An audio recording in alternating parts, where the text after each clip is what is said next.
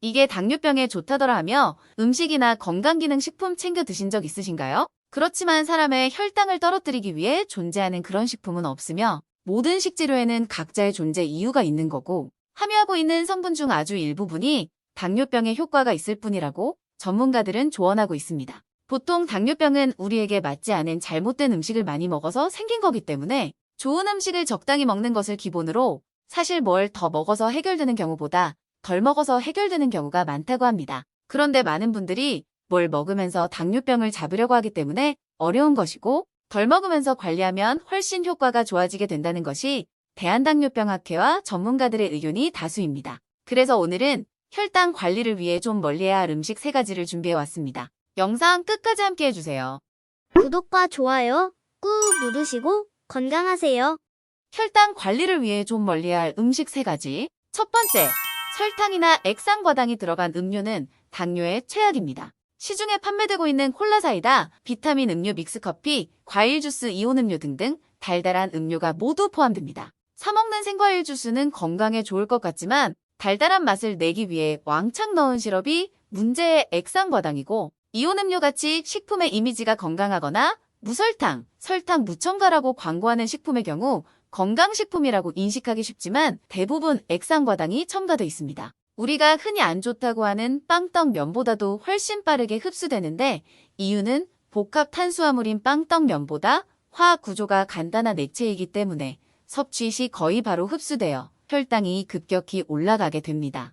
햄버거 먹을 때 가볍게 콜라를 곁들여 마시게 되면 콜라가 가장 먼저 흡수돼서 어떤 음식보다도 빠르게 혈당을 올리게 되는 거죠. 이때 혈당을 낮추기 위해 많은 인슐린이 분비되는데 인슐린 기능이 떨어져서 인슐린 저항성이 생기면 혈당이 잘 안 떨어지고 이 과정이 반복되면 인슐린 저항성은 점점 더 나빠지게 됩니다. 음식을 먹고 오른 혈당이 어떻게 보면 근육의 에너지원이므로 바로 사용해주면 좋은 윤활유 역할을 해서 근육도 커지고 더 건강해질 수 있지만 음료 같은 경우는 혈당이 급격히 오르기 때문에 최대한 빨리 사용을 해야 됩니다. 때문에 활동량이 많거나 격렬한 운동을 하고 있을 때 마시는 것이 좋습니다. 사실 물이나 차 종류로 마시는 것이 제일 좋지만 하루아침에 식습관을 바꾸기는 어렵잖아요. 그렇다면 구매 시 함량 표시를 확인하는 습관을 기르고 매일 마시던 음료를 이틀, 3일에 한 번씩으로 천천히 조금씩 줄여가다 궁극적으로는 끊어보는 것은 어떨까요? 왜냐하면 액상과당이나 가당 음료는 당뇨의 최악이니까요. 다음으로는 말린 과일입니다. 말린 과일은 혈당 폭탄이 될 수 있습니다. 과일을 말리면 수분이 줄어들고 영양소 농도가 높아지지만 당분이 응축되어 농도도 높아집니다. 말린 과일을 많이 먹으면 넘쳐나는 당분으로 췌장이 혹사당하고 혈관벽도 손상됩니다. 과일은 생으로 먹는 것이 가장 좋습니다. 한때 과일을 먹으면 혈당 스파이크를 올린다는 얘기가 있었는데 연속 혈당 측정기가 나오고 나서 그 말이 쏙 들어갔죠. 왜냐하면 과일 과당이 혈당 스파이크를 갖고 오지 않는 것이 확인됐기 때문입니다. 죽어있는 정제 탄수화물과 가공된 음식을 먹으면 소화시킬 때 에너지가 많이 쓰이기 때문에 우리 몸은 힘들어하게 되지만 살아있는 과일 채소를 30일 동안 매일 아침에 먹기만 해도 우리 몸은 엄청난 에너지가 생기면서 놀라운 변화가 나타나게 됩니다. 그리고 3번째로는 트랜스 지방입니다. 혈당만큼 중요한 것이 중성지방인데요. 인슐린 저항성 때문에 중성지방도 덩달아서 오르는 경우가 많습니다. 인슐린이 제 역할을 하지 못하기 때문에 인슐린이 흡수해야 할 지방산이 간으로 흘러들어가고 중성지방이 많이 쌓이게 됩니다. 중성지방이 쌓이다 보면 당뇨 합병증을 높일 수밖에 없습니다. 식품을 드실 때는 트랜스지방 0g을 확인하고 가급적이면 가공육, 마가린, 튀긴 음식 등을 멀리하고 생선류, 견과류, 올리브유 같은 건강한 불포화 지방 음식을 섭취하는 것이 좋습니다. 당뇨인에게는 먹을 것에 대한 스트레스가 가장 큰 것 같아요. 먹지 못하는 음식만 가득해서 힘드실 텐데요. 절대 안 돼 개념으로 힘들게 참다 보면 갈망이 생기고 보상심리도 생기면서 충동적으로 더 먹게 되잖아요. 그 스트레스로 인해 혈당 관리는 더 안 될 것 같은데요. 절대 안 돼보다는 조금씩 빈도를 줄여가며 메뉴도 조금씩 바꿔나가다 보면 스트레스가 조금은 줄어들지 않을까 싶습니다. 예를 들어 햄버거 주문할 때 프렌치 프라이가 포함된 세트 말고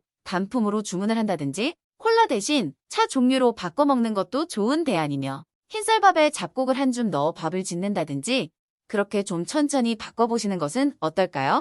이렇게 3가지만 줄여도 혈당 관리, 중성지방 관리가 훨씬 수월하면서 먹을 수 있는 것도 많아지실 거예요. 그리고 올라간 혈당은 설명드린 것처럼 운동으로 바로 사용해주면 좋은데요. 운동의 포인트는 허벅지 근육 운동입니다.